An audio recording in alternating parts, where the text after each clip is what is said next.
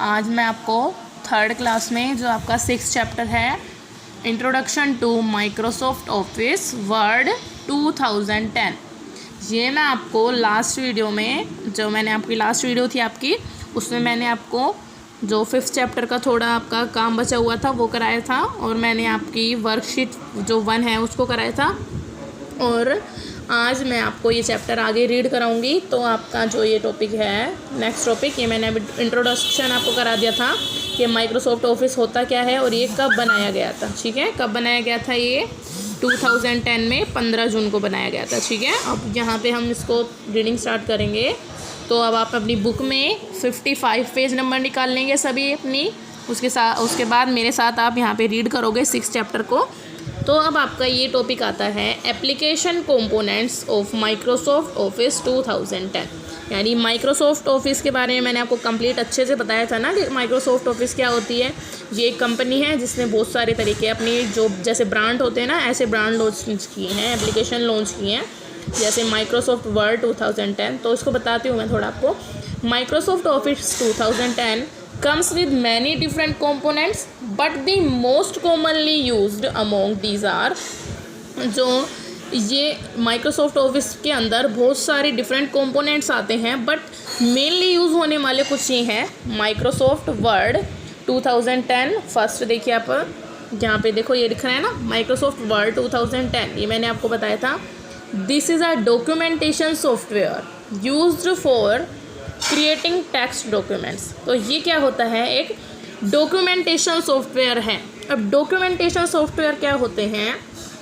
जैसे हमें कोई रिज्यूम बनाना होता है हमारे लिए, जैसे हम एप्लीकेशन लिखते हैं ना स्कूल में, तो ऐसे ही रिज्यूम्स होते हैं ना, ऐसे ऑफिस वगैरह में आप जा रहे हो तो उसके लिए रिज्यूम बन रहे हैं, फॉर्म बन रहे हैं। तो ऐसे जो फॉर्म्स बनाए जाते हैं वो फॉर्म्स बनाए जाते हैं माइक्रोसॉफ्ट वर्ड के अंदर। ठीक है, उसके बाद अब हमारा ये है नेक्स्ट माइक्रोसॉफ्ट एक्सेल 2010। तो एक्सेल क्या होता है? ये एक स्प्रेडशीट का होता है, स्प्रेडशीट एप्लीकेशन होती है एक्सेल। जो एक्सेल होता है वो एक स्प्रेडशीट एप्लीकेशन होती है। और स्प्रेडशीट एप्लीकेशंस क्या होती हैं? वो होती हैं, देखो स्प्रेडशीट बोलते हैं हम ऐसे पेज को। अब ब्लैंक पेज हमारा कैसा होता है? ऐसा, जिसके अंदर कुछ नहीं होता है। जैसे आपने देखा है ना, आपका पेंट है और पेंट में क्या होता है? ब्लैंक पेज होता है ना। टक्स पेंट में भी बिल्कुल ब्लैंक पेज होता है। तो ऐसे ही जिसके अंदर ऐसी लाइंस होती है ना, ये ऐसे करके ऐसे ऐसे, और उसमें ये बॉक्सेस बने होते हैं ये, ठीक है, ये चेक के बॉक्स बने होते हैं। तो इस पूरी बॉक्स को हम क्या बोलते हैं? Spreadsheet, SPREAD, spread, SHEET, spreadsheet. अब आपको समझ आ गया सबको कि स्प्रेडशीट क्या होती है? स्प्रेडशीट होती है जिस भी एप्लीकेशन के अंदर जो हमारा पेज होता है, जो हमारी शीट होती है, वो ऐसे बॉक्स में होती है जिसके अंदर डाटा को इन बॉक्सेस के अंदर रिकॉर्ड किया जाता है, वो क्या होती है? हमारी स्प्रेडशीट होती है। ओके, अब यहाँ पर जब अपनी नेक्स्ट क्लास में होगे, बड़ी क्लासेस में होगे, तब आपको एक्सेल के बारे में अच्छे से पता चलेगा। तो इसके अंदर क्या किया जाता है माइक्रोसॉफ्ट एक्सेल के अंदर? जैसा आपका एक कैलकुलेटर होता है ना, एक्सेल पूरा एक कैलकुलेटर का टाइप है जिसके अंदर हम कोई भी कैलकुलेशन कर सकते हैं फॉर्मूला लगा के। जैसे मैथ्स में फॉर्मूले होते हैं ना, ऐसे इसके अंदर हम फॉर्मूला लगाते हैं और जितनी भी बड़ी कैलकुलेशन हम करना चाहते हैं वो कैलकुलेशन इसमें हम कर सकते हैं। ठीक है, ये सब आपको पता है ना कि कंप्यूटर के अंदर हम कैलकुलेशंस भी कर सकते हैं ईजीली। तो कैलकुलेशन हम करते हैं एक्सेल के अंदर। समझ आ गया आपको? ठीक है, उसके बाद हमारा नेक्स्ट है माइक्रोसॉफ्ट पावर पॉइंट, यानी MS पावर पॉइंट भी बोल सकते हैं ना हम इसको।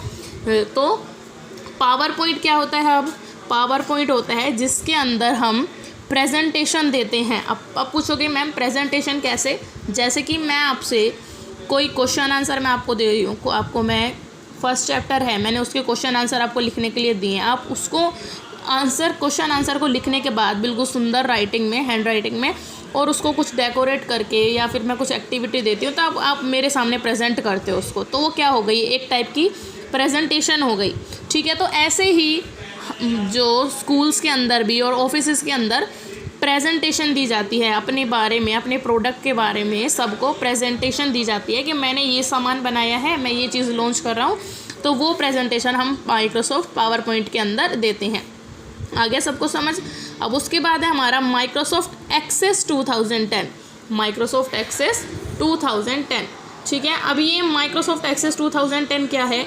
जैसे अभी मैंने आपको बताया था कि एक एक्सेल होता है, एक्सेल के अंदर हम क्या करते हैं, कैलकुलेशन रखते हैं, डाटा को कैलकुलेट करके रखते हैं। तो एक एक्सेस ऐसा होता है जो डेटाबेस मैनेजमेंट सिस्टम है, यानी DBMS है, डेटाबेस मैनेजमेंट सिस्टम। अब डेटाबेस मैनेजमेंट सिस्टम क्या होती है, जैसे बहुत बड़े बड़े ऑर्गेनाइजेशन होते हैं ना, बहुत बड़े ऑर्गेनाइजेशन जैसे रेलवे स्टेशन आपने देखा है, और आपने टिकट बुक जैसे जो हमारा एयरपोर्ट्स होते हैं उनमें भी रिकॉर्ड करके जाते हैं बैंक्स में बड़ी बड़ी, तो उनके अंदर क्या होता है, बहुत साल पुराना रिकॉर्ड होता है और उसके अंदर कम से कम करोड़ों लोगों के रिकॉर्ड होते हैं। तो इतनी बड़ा रिकॉर्ड कहाँ पे चढ़ाया जाएगा, इतना बड़ा रिकॉर्ड चढ़ाया जाता है हमारा एक्सेस के अंदर, ठीक है, जो पूरे सिस्टमेटिक तरीके से उसके अंदर सेव रहता है। समझ आ गया अब आपको।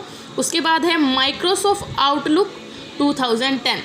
तो ये माइक्रोसॉफ्ट आउटलुक 2010 क्या होता है, ये एक टाइप की ऐसी एप्लीकेशन होती है जो कि हमारी पर्सनल इन्फॉर्मेशन, जैसे मेरी मोबाइल में कुछ पर्सनल इन्फॉर्मेशंस है मेरी, जैसे मेरी ईमेल आईडी है, ये सब चीज़ें हैं।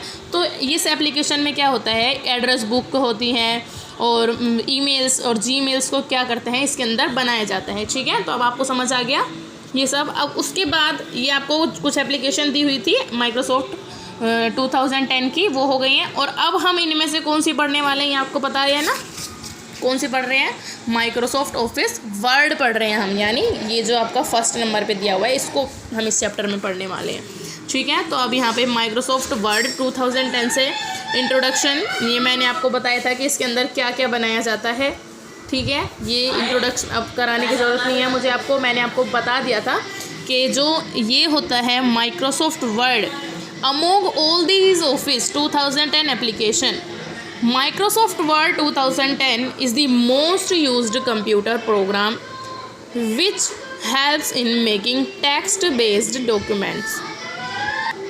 अब जितने भी ये यहाँ पर MS Office के 2010 के एप्लीकेशन हैं उनमें सब में से हेल्पफुल हमारी सबसे ज़्यादा जो हमारी यूज़फुल एप्लीकेशन रही है वो है Microsoft Word 2010। Okay, Word comes with many useful tools which makes the job of creating high quality text document easy and efficient।